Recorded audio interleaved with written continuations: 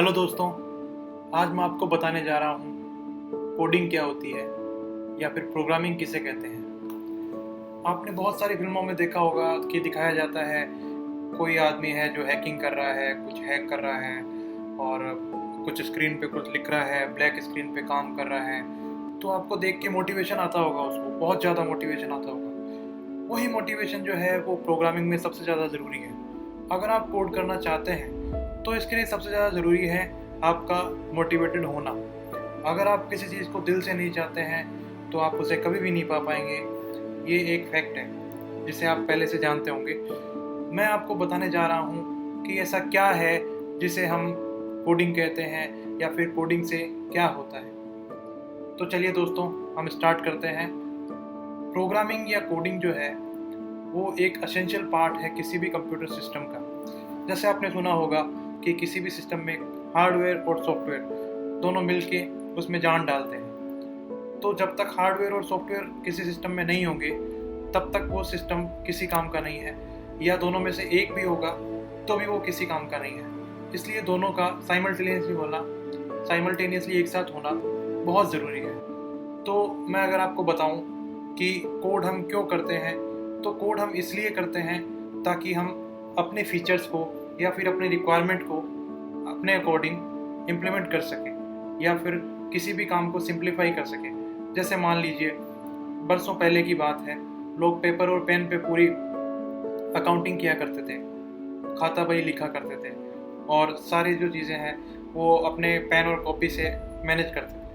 तो उसमें क्या होता था कि उसमें टाइम ज़्यादा लगता था, ठीक है, प्लस एफिशिएंसी नहीं होती थी, गलती होने के चांसेस बहुत ज़्यादा होते थे। तो क्या हुआ कि कोडिंग से हम उसको सिंप्लीफाई कर सकते हैं, हमारे कुछ स्पेसिफिक रूल्स बना सकते हैं और उन रूल्स को इम्प्लीमेंट करके हम किसी भी तरह का अकाउंटिंग का काम आसानी से कर सकते हैं। तो हमें बेसिकली करना क्या होता है, किसी भी लैंग्वेज को सीखने के लिए और किसी भी तरह के कोड को करने के लिए हमें सबसे पहले ज़रूरी होता है कि हमारी रिक्वायरमेंट क्या है, हम क्या बनाना चाहते हैं। ये हमारे दिमाग में सब कुछ पहले से डिसाइडेड होना चाहिए।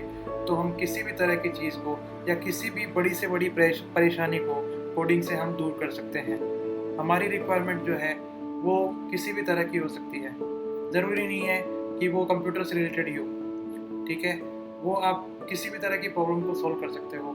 जैसे आप किसी मैथमेटिकल प्रॉब्लम को सॉल्व करने के लिए, या फिर आपने सुना होगा कि क्वांटम कंप्यूटिंग भी चल रही है, तो क्वांटम कंप्यूटिंग पे भी रिसर्च चल रही है। जो वैज्ञानिक हैं वो क्वांटम कंप्यूटिंग पे भी काम कर रहे हैं। ये भी एक कंप्यूटिंग का बहुत बड़ा एक पार्ट है जो कि अपने आप में एक बहुत बड़ा अचीवमेंट है प्रोग्रामिंग के क्षेत्र में।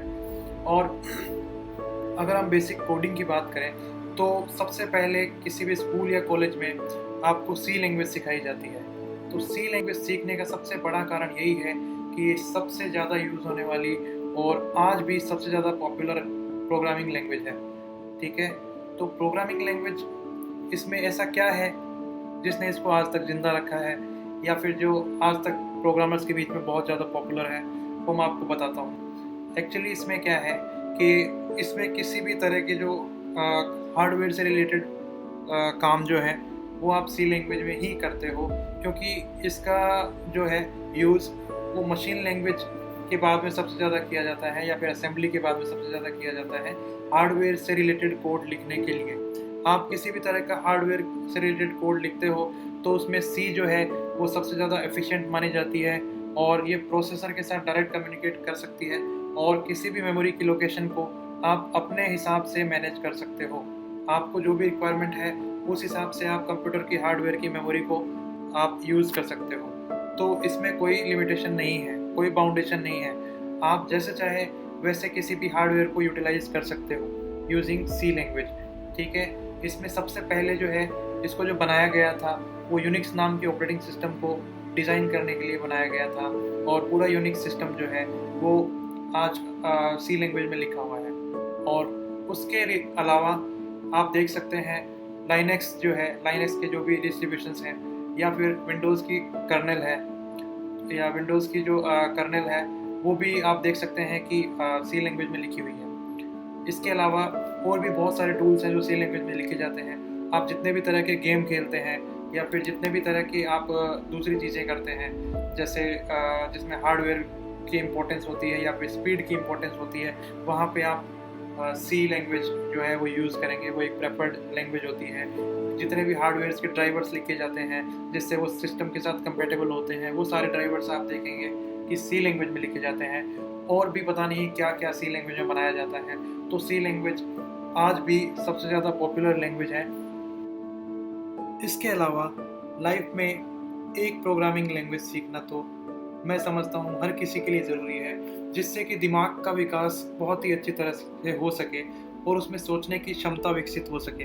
क्योंकि हमने देखा है कुछ लोगों की जो बुद्धि है वो सोचने में काम नहीं करती है उस तरह से जैसे दूसरों की, जिसको हम सिक्स सेंस बोलते हैं। तो सिक्स सेंस भी इससे बढ़ता है। इसलिए किसी भी एक तरह की प्रोग्रामिंग लैंग्वेज का सीखना बहुत ही ज़्यादा क्रूशियल हो जाता है, बहुत ही ज़्यादा इम्पोर्टेंट होता है किसी के भी लिए। इसलिए मैं समझता हूँ एक प्रोग्रामिंग लैंग्वेज ज़रूर सीखना चाहिए।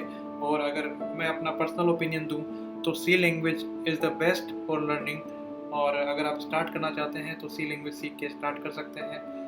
तो बेस्ट ऑफ लक। मैं चाहता हूँ आप जल्दी जल्दी स्टार्ट करें। और अगर आपको कुछ भी समझ में नहीं आया हो तो आप मेरा चैनल पे कमेंट डाल के, आप इस वीडियो के नीचे कमेंट डाल के मुझे बता सकते हैं। मैं सॉर्ट आउट करने की कोशिश करूँगा। और भी आपकी किसी तरह की क्वेरी हो तो वो भी आप मुझे बता सकते हैं, मैं सॉर्ट आउट कर दूँगा। तो प्लीज़ मेरा वीडियो लाइक करें और मेरे चैनल को सब्सक्राइब करें। और थैंक यू सो मच।